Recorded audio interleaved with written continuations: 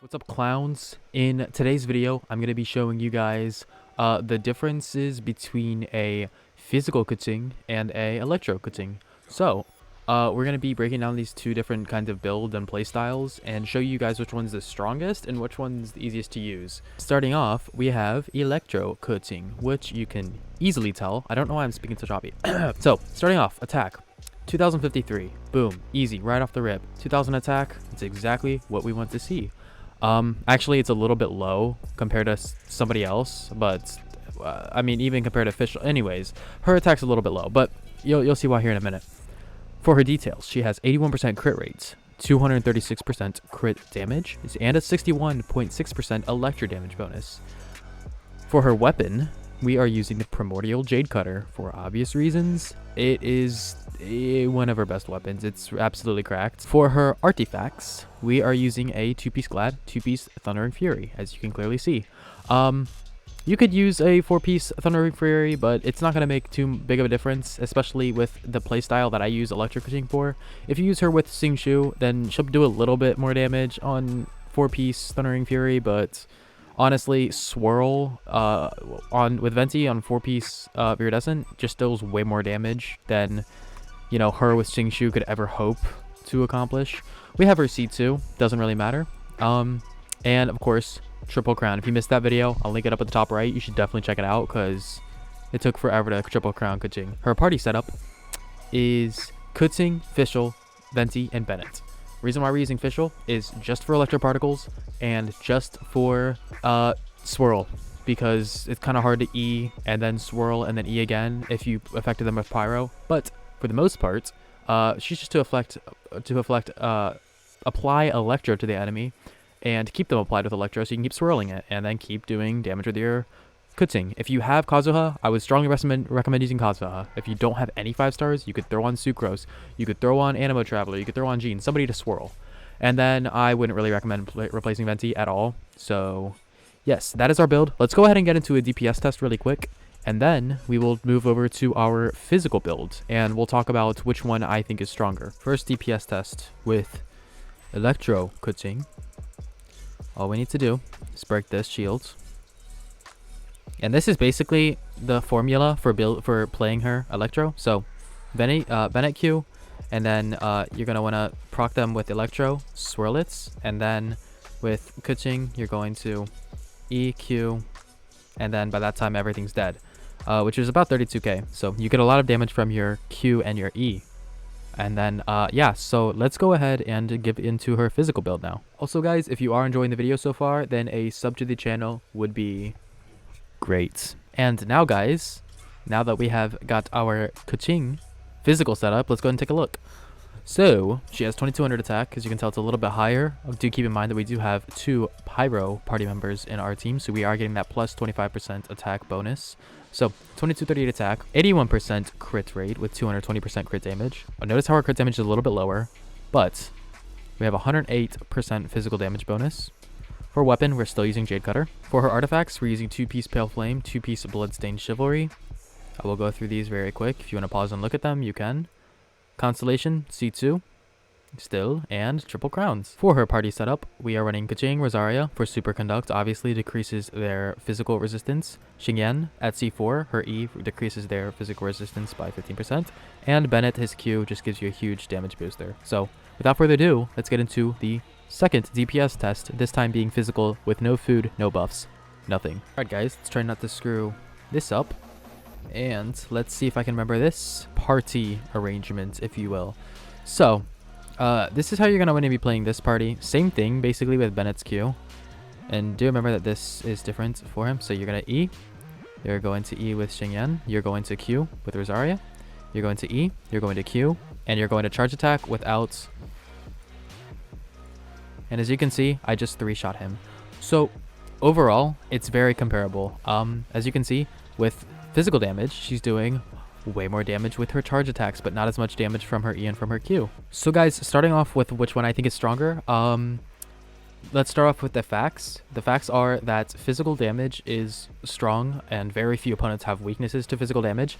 And secondly is the fact that Electro has probably the worst elemental reactions besides Geo that ever exist in this game. So the only way to actually get big damage, as you can probably tell with how I played Keqing earlier, is by swirling Electro. That's going to be your main source of getting high Electro damage. Electro Charged doesn't function like Vaporized, where you're getting that insane attack bonus. It just does a little bit of damage over time, and it links between enemies. So overall, elemental-wise, Electro is not that strong. But I don't think it should be overlooked. So there's a lot of facts that you need to consider before picking which build is best for you. And yes, I think if you're free to play and if you're a lower level, I think physical is definitely a good start. Whether or not you should keep building her physical is completely up to you. It depends on, you know, how you want to play her. If you get a lot of satisfaction from white numbers and charge attacks, then I would go physical, definitely. As you can see there, it's very satisfying, it's very fun. But something you have to keep in mind is with physical, you're going to be doing a lot more charge attacks, which is a lot more stamina consumption. Every charge attack is 25 stamina every charge attack, and it's one of the higher ones in the game to do with Keqing. Now, keep in mind that it does have a super high multiplier, right? Her charge attack damage is 152 and 170, which is way higher than any of her other scaling. But you are using a lot of stamina to do that. When we switched her over to the Electro build, she doesn't do that much damage with charge attacks, but where she does shine really is with her Q and her E.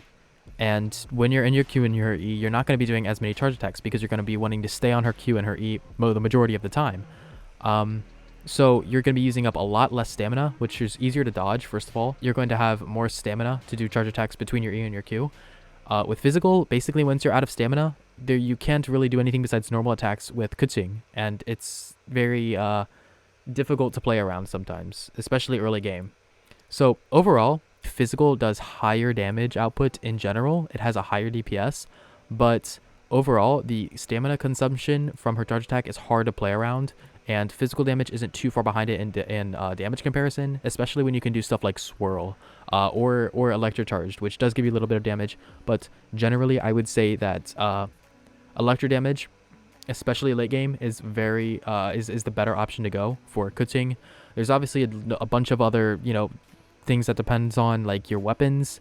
Like if you have something like Skyward Blade, then physical's better because of the passive. If you have something like Lion's Roar, then obviously Electro is going to be better.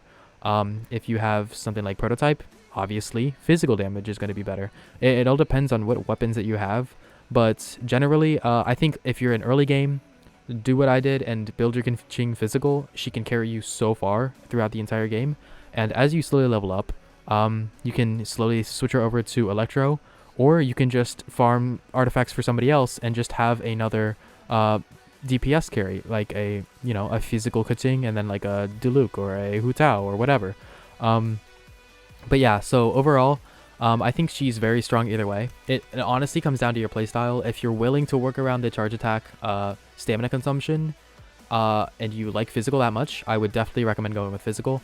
The last thing that I think really depends on is, as you can see here, the reason why physical hits so much harder is because from a 2-piece Pale Flame, you're getting physical damage increased by 25%.